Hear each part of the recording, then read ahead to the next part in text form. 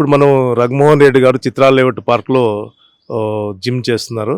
అతన్ని ముఖ్యంగా ఈ పార్క్లో ఉన్న ఫెసిలిటీస్ గురించి గవర్నమెంట్ నుంచి ఏది చేస్తే బాగుంటుందనే విషయంలో మాట్లాడదాము. మీరు సాఫ్ట్వేర్ ఇంజనీర్గా ఎంతకాలం పనిచేస్తున్నారు రఘుమోహన్ రెడ్డి గారు? నేను గత 9 సంవత్సరాలుగా సాఫ్ట్వేర్ ఎంప్లాయీగా ఉన్నా. వివిధ లొకేషన్‌లో వర్క్ చేసిన. చెన్నై, బాంబే. సో, తిరిగి మళ్ళీ హైదరాబాద్ రావడం జరిగింది. ఫెసిలిటీస్ వైస్‌గా అంటే బాగున్నాయని చెప్పొచ్చు. జిమ్ పరంగా అయినా ఏదైనా టెక్నాలజీ పరంగా ఈరోజు మనకు కొదువేం లేదు. సో, మెయిన్‌గా మీరు అడుగుతున్న ప్రశ్న అంటే గవర్నమెంట్ నుంచి ఎటువంటి ఫెసిలిటీస్ ఉన్నాయనే కదా! సో, దీనికి నా సమాధానం అంటే ఒక ఫెసిలిటీస్ అయితే అన్నీ ప్రొవైడ్ చేస్తున్నారు. ద మెయిన్ థింగ్ మీరు ఏదైతే అడుగుతున్నారో ఉచితాల గురించి, సో దాని గురించి సంబోధిద్దాం అనుకుంటున్నా. ఉచితాలు ఎక్కువనే అవుతున్నాయి. సో అది అందరి మీద ఎఫెక్ట్ పడుతుంది. సో లాస్ట్ గవర్నమెంట్ కూడా అంటే పోయిన గవర్నమెంట్ కూడా ఉచితాలు ఇచ్చింది. బట్ అర్హులైన వారికి మాత్రం రాలేదనేది ఎక్కువ ఇక్కడ ఇబ్బందికరమైన విషయం. అంటే ఎవరినైతే నిజంగా అర్హులు ఉంటారో వాళ్ళని ఐడెంటిఫై చేసి ఇవ్వలేక, ఫర్ ఎగ్జాంపుల్ మనం దళిత బంధు తీసుకోవచ్చు, బీసీ బంధులు తీసుకోవచ్చు. ఎవరైతే వాళ్ళ గవర్నమెంట్కి అనుకూలంగా పనిచేసే కార్యకర్తలు ఉంటారో వాళ్ళకు మాత్రమే ఇవ్వగలిగింది. సో అలాంటి పొరపాట్లు జరగకుండా ఈ గవర్నమెంట్ అన్నా సరే ఉచితం ఇవ్వడం, నిజంగా వాళ్ళకి అర్హత ఉండి ఐడెంటిఫై చేయగలిగి ప్రాపర్ జరిగినప్పుడు ఇస్తే ఏ ప్రాబ్లం ఉండదు. సో ఇవ్వచ్చు అనేది నా ఉద్దేశం. ముఖ్యంగా ఇప్పుడు అన్ఎంప్లాయ్మెంట్ బాగా పెరిగిపోతుంది కదా.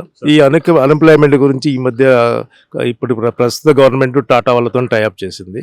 అది ఒక శుభ పరిణామం. ఇంకా ఎట్లాంటిది చేస్తే వాళ్ళకు ఉద్యోగ అవకాశాలు పెరుగుతాయి? ప్లస్ ఎస్పెషల్లీ ఇండస్ట్రియల్ సెక్టర్లో మనం ఇండస్ట్రియల్గా కానీ ఇంకా ఎక్కువ కంపెనీలు పెట్టడానికి ముందుకు రావట్లేదు. ఉద్యోగాలు చేయడానికి ఎక్కువ యువత ఆకర్షించబడింది. దానికి గల కారణాలంటే ఏ విధంగా ఇన్ఫ్రాస్ట్రక్చర్ డెవలప్ చేస్తే మనం కంపెనీలు పెట్టి విదేశాల నుంచి మన దగ్గరికి రావడానికి అవకాశం ఉంటుంది? మంచి ప్రశ్న అండి. నేను ఈ విషయంలో చెప్పదలుచుకునేది ఏంటంటే, అవకాశాలు మిగతా రాష్ట్రాలతో పోలిస్తే మన రాష్ట్రంలో ఎక్కువగా ఉంటాయి. మీరు అబ్జర్వ్ చేస్తే IT is the main source. So అది దాంట్లో మనకి ఎక్కువ అవకాశాలు ఉంటాయి. లాస్ట్ 10 సంవత్సరాల్లో కూడా 10 లక్షల జాబులు ఉన్నాయి. సో అంటే అంత కల్పించగలరు ప్రైవేట్ సెక్టార్లో, not in government sector. So private రంగానికి కూడా యువత, ఇప్పుడు ఏదైతే మన తెలంగాణ బ్యాక్గ్రౌండ్ చూసుకుంటే ఎక్కువ శాతం యువత డిగ్రీలు చేసి, సో వాళ్ళు ఏంటంటే పీజీలు డిగ్రీలు చేసి గవర్నమెంట్ జాబ్ కోసం క్రాక్ చేస్తా రకరకాల ఇన్స్టిట్యూట్లలో లాంగ్ టర్మ్ కోచింగ్లు తీసుకుంటూ వెయిట్ చేస్తూ ఉంటారు. సో అలా కాకుండా కొంచెం వాళ్ళ అంటే మారుతున్న పరిణామాన్ని బట్టి వాళ్ళు కూడా కార్పొరేట్ సైడ్ సో మొన్న రీసెంట్గా కూడా మన ఇప్పుడున్న ప్రభుత్వం ఈ టాటా స్కిల్ను తీసుకొచ్చి చాలా మంచి పని చేసింది. సో దాని ద్వారా అవేర్నెస్ వచ్చి, సో ఓన్లీ పబ్లిక్ సెక్టార్ వైపు కాకుండా ఒకప్పుడు ఏదో గవర్నమెంట్ జాబ్ ఉంటేనే పిల్లనిస్తారనే దాని నుంచి మొత్తం అవేర్నెస్ చేంజ్ అయింది. కాబట్టి ఈరోజు లక్షలలో సంపాదిస్తారు సాఫ్ట్వేర్లో కానీ, వివిధ రంగాల్లో కానీ, ఐటీ బ్యాక్గ్రౌండ్ కానీ. సో మారుమూల గ్రామం నుంచి కూడా డిగ్రీలు చేసిన, ఏజ్ చేసిన ఐటీ సైడ్ కానీ ఇంకా రకరకాల సెక్టార్ సైడ్ చూడాలి. సో అప్పుడు యువతకి అవకాశాలు అనేది ప్రైవేట్ సెక్టార్లో కూడా ఎక్కువగా ఉంటుంది. ఒక గవర్నమెంట్ జాబ్స్ మీదే డిపెండ్ అయ్యి లాంగ్ టర్మ్ వాటి మీదే డిపెండ్ అయి ఉండి వెయిట్ చేసి జాబులు రాక బాధపడి రకరకాల ప్రయత్నాలు చేసి ఉండడం కంటే, సో ప్రైవేట్ సెక్టార్ సైడ్ చూడడం. సేమ్ టైం గవర్నమెంట్ కూడా ఇప్పుడు టాటా ఈ స్కిల్ డెవలప్మెంట్కి మొన్న 2,000 కోట్లేమో సమ్ అమౌంట్ కూడా వాళ్ళు ప్రొవైడ్ చేసి దాన్ని తీసుకురావడం శుభ పరిణామం. ఇలాంటివి ముందు ముందు చాలా జరగాలి. సో మన తెలంగాణ యువత మెయిన్గా ఏంటంటే ఓన్లీ గవర్నమెంట్ సెక్టార్ వైపు కాకుండా ఎక్కువ ప్రైవేట్ సెక్టార్ వైపు కూడా ఫోకస్ చేయాలి.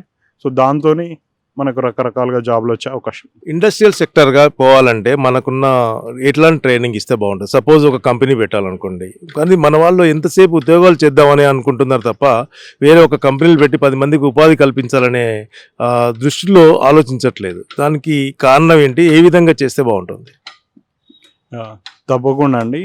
సో ఆ విధమైన ఆలోచన ఉండాలంటే మొదటగా మన ఎడ్యుకేషన్ అంటే మన రూట్స్లోకి వెళ్తే మన ఎడ్యుకేషన్ స్ట్రాంగ్ బేసిస్ ఉండాలండి. సో ఇప్పుడు ఎంతో కొంత హైదరాబాద్లో మొదటి నుంచి విద్యాభ్యాసం చేసిన వాళ్ళకి ఎక్కువ అవగాహన ఉంటుంది బిజినెస్ సైడు. కానీ ఇప్పుడు రకరకాల కోర్సులు ఉంటాయి, ఎంబీఏ ఇట్లాంటి కోర్సుల్ని ఎంచుకొని వాళ్ళకి ఇంకొక ఛాలెంజింగ్ ఆస్పెక్ట్ ఏంటంటే అంటే అల్టిమేట్గా మనకి ఫైనాన్షియల్. సో ఏదైనా బిజినెస్ స్టార్ట్ చేద్దామంటే ఫైనాన్షియల్గా చాలా ఇబ్బందికరమైన విషయం.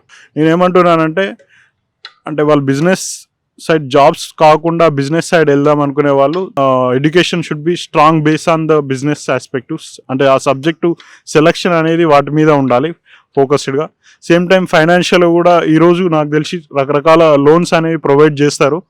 బట్ అగైన్ మనకి కొంత దానికి కూడా చూపించాల్సి ఉంటుంది. అంటే ఆ విధమైన స్కిల్స్ తీసుకుంటూ ఆ విధమైన లెర్నింగ్ ఉంటూ సో బిజినెస్ సైడ్ ఫోకస్ చేస్తే తప్పకుండా అవకాశాలు ఉంటాయి. నేనేమంటానంటే దానికి కూడా ఒక స్ట్రాంగ్ బేస్డ్ ఎడ్యుకేషన్ అనేది కంపల్సరీ అనేది నా ఉద్దేశం. ముఖ్యంగా అనేది స్ట్రాంగ్ బేస్ ఎడ్యుకేషన్ అనేది ప్రొవైడ్ చేయగలిగితే వాళ్ళు ఇండస్ట్రియల్ సెక్టర్స్ కూడా ఇండస్ట్రీస్ కూడా ఓపెన్ చేయడానికి అవకాశం ఉంటుంది. ఇప్పుడు ప్రధానమంత్రి ముద్రా యోజన ఉందనుకోండి, 10 లక్షల వరకు ఉంది. దానిలో ఇంకా ఎట్లాంటి చేసి ఇండస్ట్రీస్ పెట్టడానికి ఉంటుంది. స్మాల్ స్కేల్ ఇండస్ట్రీస్ అనేది మనకు లార్జర్ పాపులేషన్ ఉంది కాబట్టి 1/4 crores పాపులేషన్ ఉంది కాబట్టి వాళ్ళకు ఇప్పుడు ప్రధానమంత్రి ముద్రా యోజన ఉంది. అట్లాంటి దానిలో ఇంకా ప్రజల్లో అవగాహన కల్పించేస్తే బాగుంటుందా? మన ఇంపోర్ట్స్ తగ్గడానికి మీరేం చేద్దాం?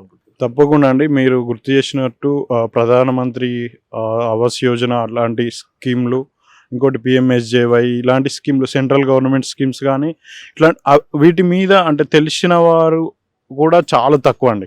ఈ స్కీమ్లు ఉన్నాయి, వీటిని వినియోగించుకోవచ్చు అనే విషయం కూడా చాలా తక్కువ. సో మళ్ళీ దీన్ని ఇట్లాంటి స్కీమ్లు ఏమైనా ఉంటే దీనికి మిడిల్ లేయర్లో వర్క్ చేసి కమిషన్లు తీసుకునేవారు ఎక్కువైపోయారు. సో అంటే ఆ విధమైన అవేర్నెస్ రావాలి. ఇంకొకటి ఎడ్యుకేషన్ స్ట్రాంగ్ బేస్ అనుకున్నాం. బట్ లాస్ట్ 10 years కనుక చూస్తే మనం ముందు గవర్నమెంట్ వచ్చిన వాళ్ళు కూడా మనకి ఏం చెప్పారంటే KG to PG ఉచిత విద్య తెలంగాణ ఏదైతే ముఖ్యంగా అనుకున్నారో అది అంటే అది తప్ప మిగతా అన్ని జరిగినాయి అనేది నా ఉద్దేశం. సో ఆ ఎడ్యుకేషన్ వైపు కంప్లీట్గా ఫెయిల్యూర్ అయ్యారు.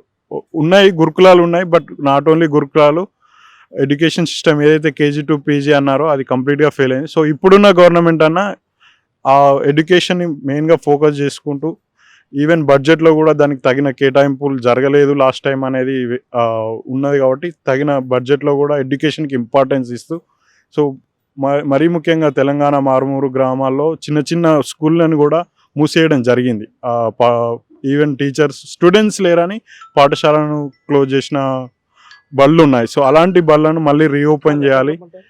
KG to PG ఏదైతే ముందు నుంచి అనుకున్నదో దాన్ని ఇంప్లిమెంట్ చేయాలనేది